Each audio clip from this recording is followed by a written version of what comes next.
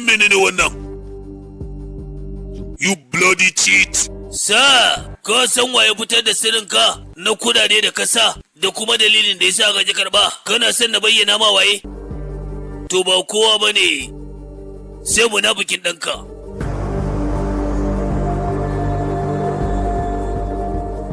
Now, I'm a cheater.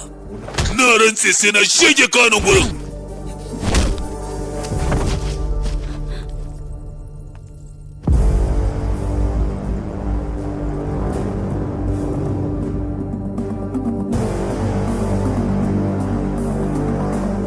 Yanzu sai ka gaya mun taya za ka ji da ni.